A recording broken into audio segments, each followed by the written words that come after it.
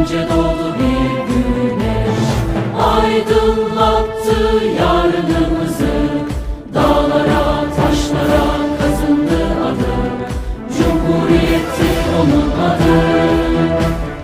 Bak geriye 100 yıl önceye, atalarım ne demiş diye. Haykırmışlar dünyaya hep bir ağızdan, ya istiklal ya ölüm diye. Durma, korkma, kalk ayağa, atamıza selam durmaya. Ay yıldızlı bayrağı salla coşkuyla, Cumhuriyet gözyaşında. Durma, korkma, kalk ayağa, tarihinle gurur duymaya. Kutlayalım bayramı şanla onurla, Cumhuriyet gözyaşında.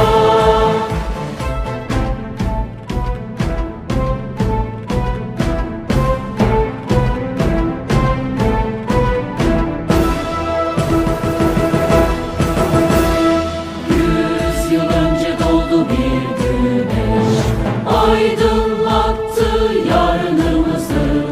Dağlara, taşlara kazındı adı, Cumhuriyeti onun adı.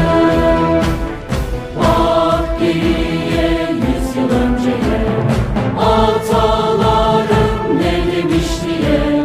Haykırmışlar dünyaya hep bir ağızdan, ya istiklal ya ölüm diye.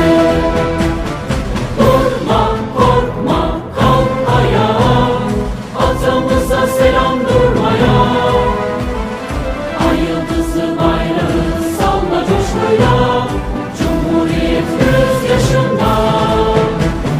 Durma, korkma, kalk ayağa, tarihinle gurur duymaya.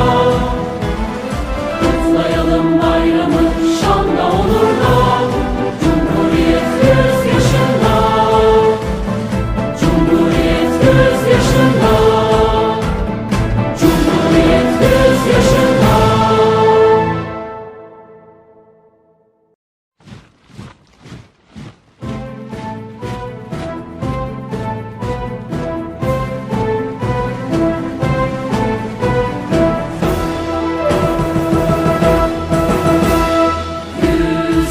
Önce doğdu bir güneş, aydınlattı yarınımızı.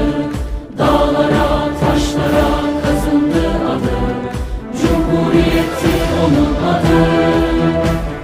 Bak geriye 100 yıl önceye, atalarım ne demiş diye. Haykırmışlar dünyaya